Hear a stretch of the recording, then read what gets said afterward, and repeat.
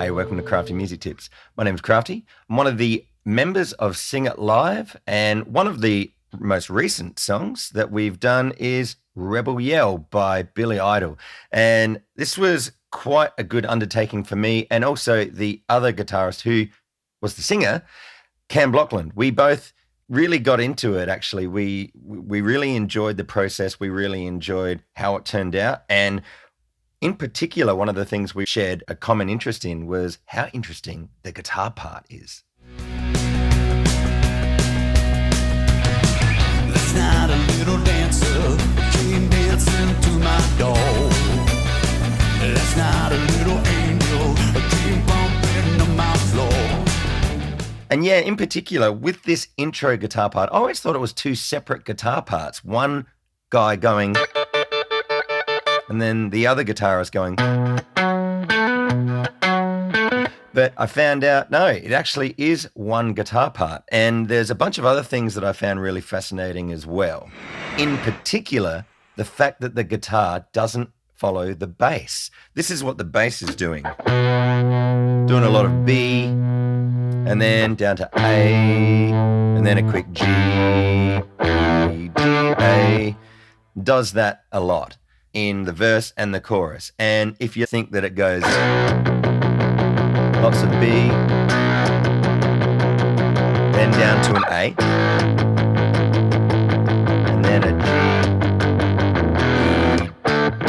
G, like that, well, that doesn't sound bad, but it's just not right. It's not what the original guitarist Steve Stevens actually intended. So what he did do is he did play lots of B, but in actual fact, he played it up the octave a lot, especially in the verses. In the choruses, he'd switch between the low octave and the high octave with the old. And he doesn't actually go to an A chord, he goes to a D chord. But the A is still in the bass. It's what's called a second inversion of the D major chord notes. Sounds like that. And then after that, it's not just a standard G power chord. He actually plays a G major 7 minus the third of the chord, like this. It's these notes here. And then what he does is he stays on the same chord while the bass moves down. So what that actually makes it is kind of like an E minor 9. Really cool. Which, when you think about it, that's actually, it's really clever. There's a lot to that. It's not just your stock standard punky, let's just follow exactly what the bass does on guitar. Not that there's anything wrong with that. Not that there's anything wrong with that. You know, there's many songs where I genuinely love where the bass and the guitar, they're pretty much doing exactly the same thing. What they're doing is they're making one chord movement or one bass note movement sound more powerful. What do we need? More power! Darn right, more power. But I really like this. I really dig this because what the guitar and the bass are doing are two opposite things, and they're making this bigger sound without doing the exact same thing. Yes, I will do the opposite. Now, when you really get into it, in addition to the fact that the guitar and the bass aren't doing exactly the same thing, what is fascinating and what actually is really clever, there's a lot of thought being put into it, is that if you're up here while the melody is going, last night, da, da, da, da, da, last night, da, da, da, da, da, you know, the same notes aren't clashing. You know, the guitar is out the way of the vocal. And then, of course, when it goes into the chorus, my voice isn't warmed up. But you get the picture, right? That the vocal then is higher, so then the guitar goes down lower.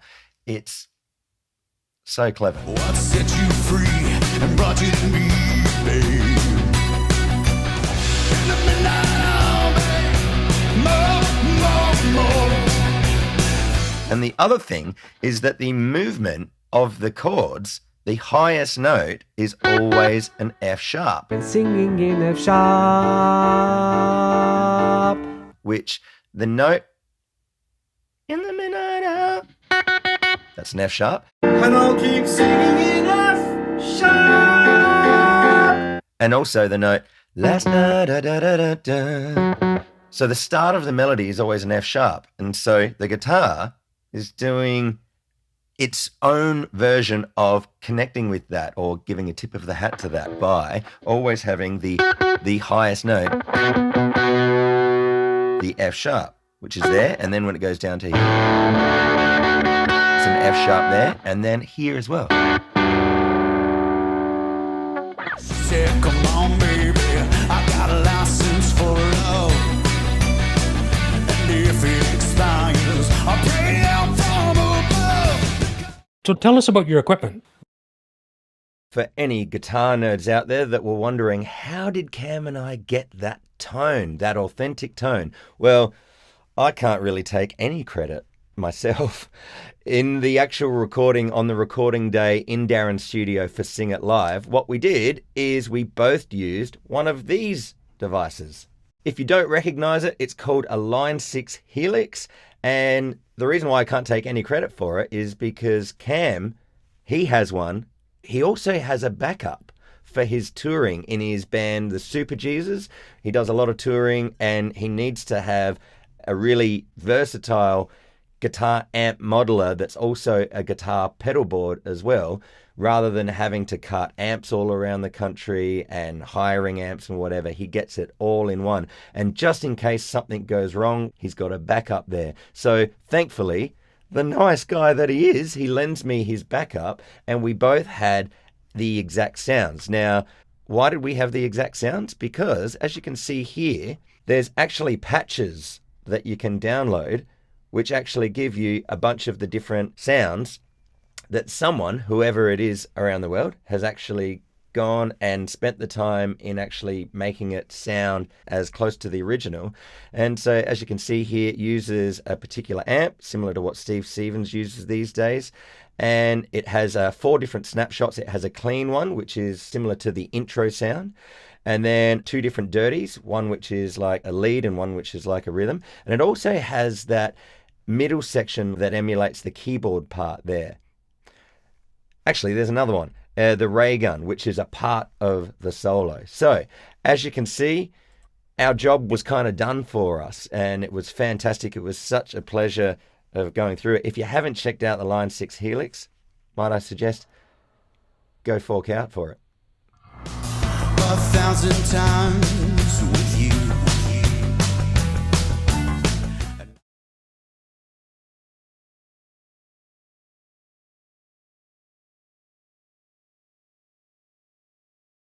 Hey, Steve Stevens here with Jamplay, and we're working on Rebel Yell, which originally appeared on the 1983 breakthrough record for Billy Idol. Yeah, so as you can see here, we've got the actual Steve Stevens. What a legend. I don't know what's better, the fact that he played on the original song or his hairstyle. I mean, look, either way, we've got the actual guy that's talking about what he actually did on the actual recording. I'm actually saying the word actual and actually that many times. I'll stop now. So the service Jamplay I'd kind of heard about but didn't really know that much about, but it was Cam that told me about it and he put me onto it. So I checked out these videos, which I just thought were fantastic. Now, there's many resources out there that you can check out in order to be able to learn how to play the song. But having the actual guy himself, I just thought it was quite profound. And yeah, if you have the opportunity to go and check out Jamplay, I strongly suggest doing it, even if it's just to be able to learn how to play actual songs that Steve Stevens played on himself. Then yeah, go nuts, go do it. But also, there's a ton of other things that Jamplay has to offer. I'm not going to go on about it, but I just wanted to let you know that it exists and that it's awesome. And I'm a convert, as is Cam Blockland. So while I'm here, I'd be foolish not to tell you that I have an offering myself as well. It's called the Crafty Guitar Club, which is basically access to me personally, in live sessions monthly, as well as a bunch of uploaded content as well, a bunch of Sing It Live content, as well as a bunch of other general things that can help you out with playing guitar, and you get to hang out with a bunch of other like-minded musicians as well. So if that sounds something that would be of interest to you, check out craftyguitarclub.com. You'll get a bunch of the extra information there. So I hope to see you inside. And of course, being here on the Crafty Music Tips YouTube channel, there's a bunch of other music tips related videos here that you can check out. Now, I'll just sign off by saying that, look, with all of the things that I've just mentioned, you don't have to do every single thing right now. Just do the next thing. I hope you enjoyed this video. I'll see you soon.